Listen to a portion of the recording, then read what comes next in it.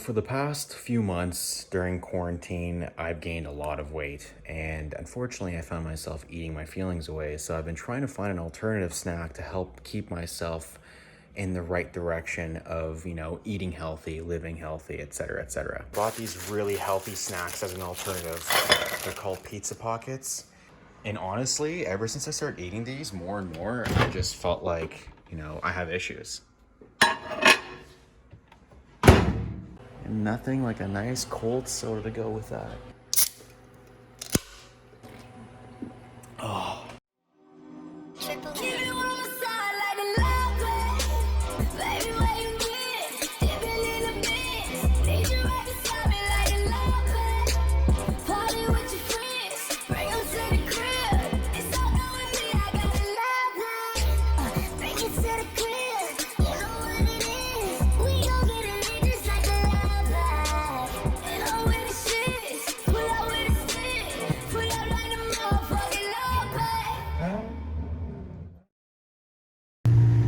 So the car is going into the body shop, getting a lot of the imperfections and rust out of the car.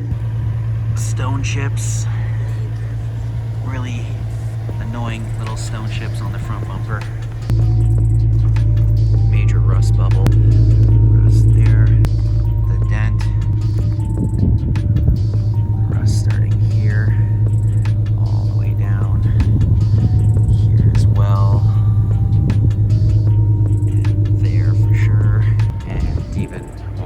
There's dents here and scratches, and that's all getting touched up too, and a rust bubble right there. Meanwhile,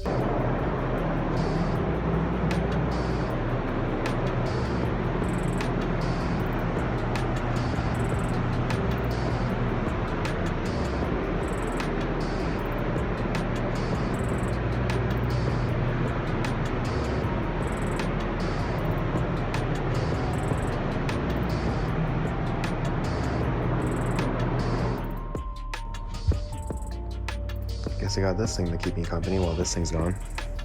God, there's so much room without it. Well, I'm truly gonna miss these wheels. They've been in the family for many years. I had these rims on my old Civic, and damn, they're really nice. They treated me well. They treated my brother well on his Fiesta. I obviously didn't run these center caps on my Civic. I had the Honda center caps, but still. Really sharp, but they're going back to the original owner. So a buddy of mine participates in this really cool local event that happens every summer where people can bring out their own cars and do like a time attack race around this parking lot that has so much space, and they put pylons all around the track and make up this random track, and you have to beat your best time and other people's best time. And anyways, he's got like a really cool old school Mazda he wants to race, and it's funny because he hasn't told his wife about it. And these rims are gonna go on it. They look baller already on this car. Looks beautiful. It's not bad. Alright, I'm down. Hell yeah. The next day. The car did come back from the body shop, but it didn't last too long on the road. After about a day of driving, my alternator shot dead. And doing an alternator on these cars is a pain in the wazoo. It's even more of a pain if you have an upgraded radiator, an oil cooler kit, upgraded oil filter like me. And I'll tell you why. Here's a closer view of my setup. Mishimoto rad, upgraded intake. Oil cooler lines are going through down there, as you can see. Right there, those two lines there. There's a bolt, almost like a bracket bolt, I want to call it, and it's about yay long. And when you're pulling it out, pull-out game strong. When you're pulling out the bolt, it hits the fan right here, and so you have to remove this fan.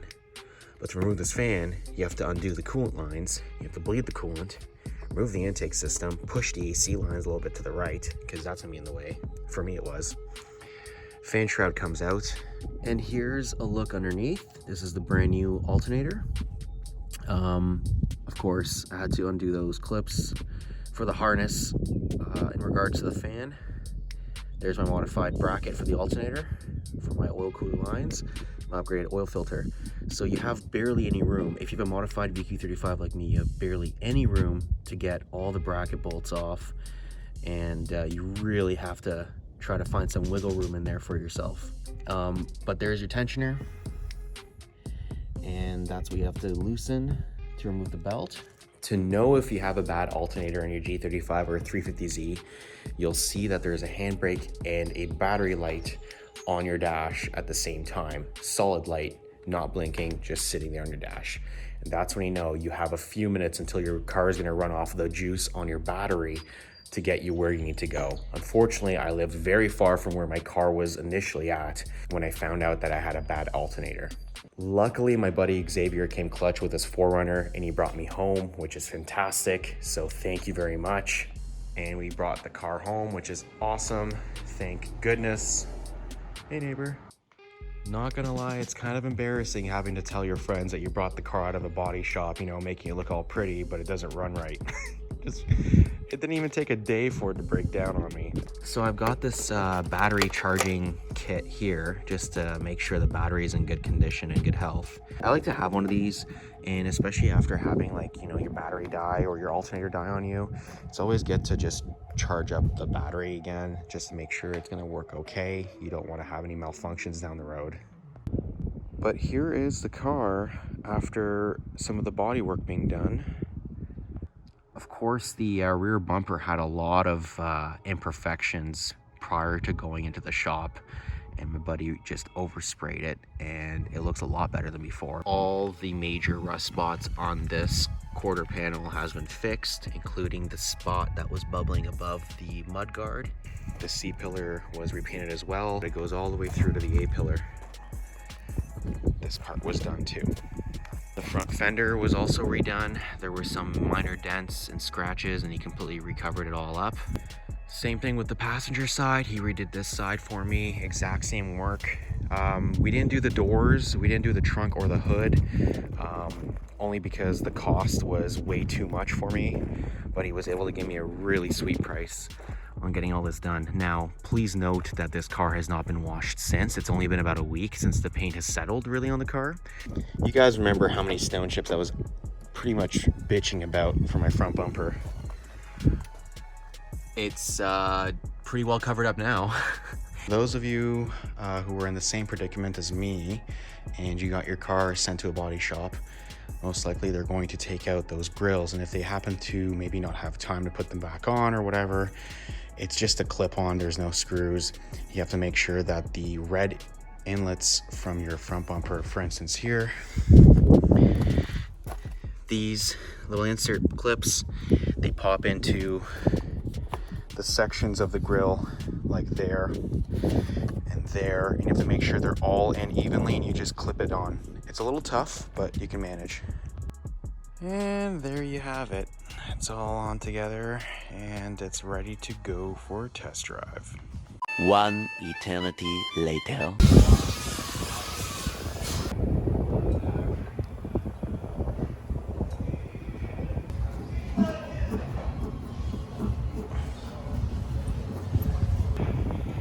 Ah. 2 hours later. Okay, so a few things to actually note. The G35 needs a little bit of mechanical TLC. And what I mean by TLC is that the differential on my G35 needs to get a little bit of a touch-up in terms of getting the diff fluid done, getting the differential bushings done. And I've also purchased a Bell Raceworks differential brace for my car, which I'm very excited to put onto the vehicle. Not only that, but the differential bushings I'm putting into the G35 are solid diff bushings. So it's going to be quite a difference as to how it rides right now.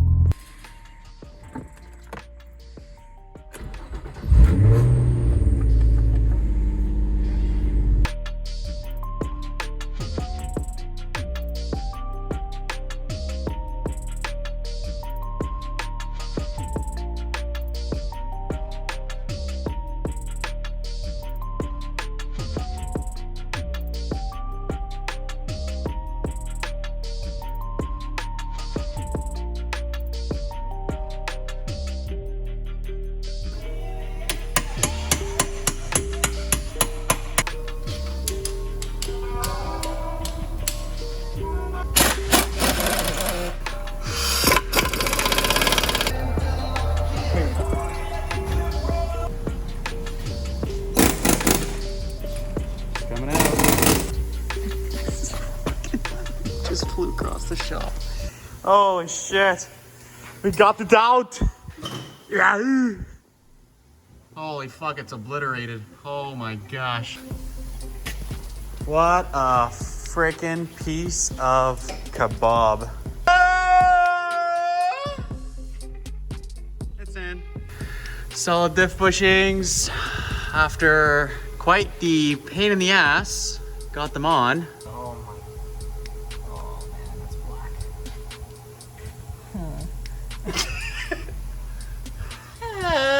Can I get it on you? Oh. Glug, glug, glug, glug, glug.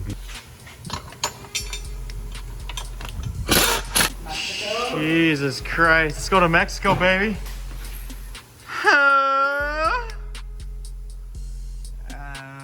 Those are beat up already, but we have to get them on.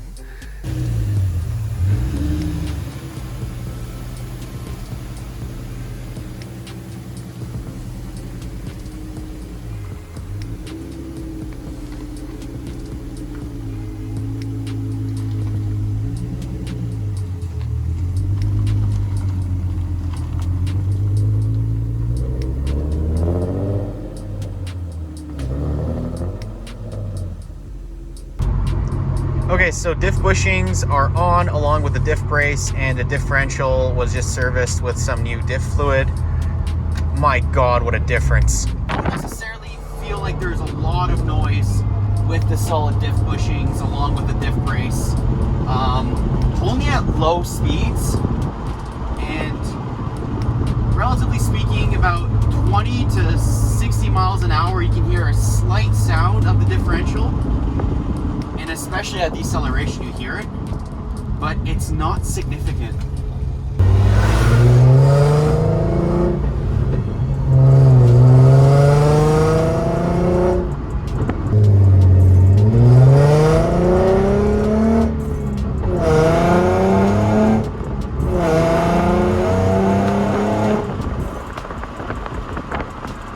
The acceleration is just such a big difference. When you put your foot down, there's no delay, there's no momentum in the rear end. It's so stiffened up that it's right to the wheels. You'll find a huge difference. And it goes really well with the drive shaft I have in the car. So all momentum that's being transferred into the rear wheels, it's instantaneous. Now, insulation was kind of a pain in the ass, I'm not gonna lie. Was it worth the pain in the ass? Yeah, it was. I feel a significant difference.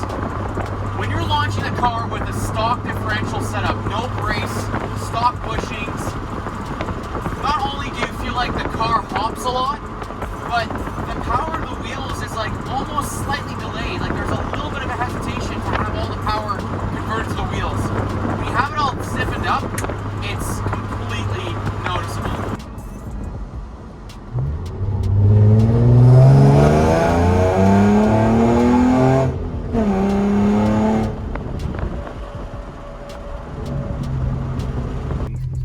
Yeah, okay, put it in first gear, and then you have to hold this down, and while you're pressing the gas forward. And then you can move it up to like, okay, you can launch it.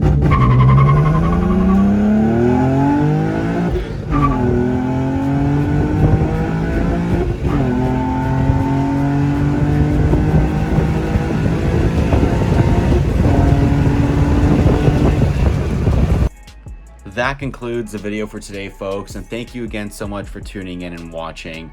And if you had any questions about anything regarding the install, about the G35's diff bushings, the diff fluid, or the diff brace, feel free to reach out to me. Comment down below. Let me know if you like the video or not. Subscribe, etc., etc. I don't have to tell you, it's a free world. Do as you please, but I appreciate any support you'd like to give out. Stay tuned for the next video, and thanks again so much for watching. Peace, guys.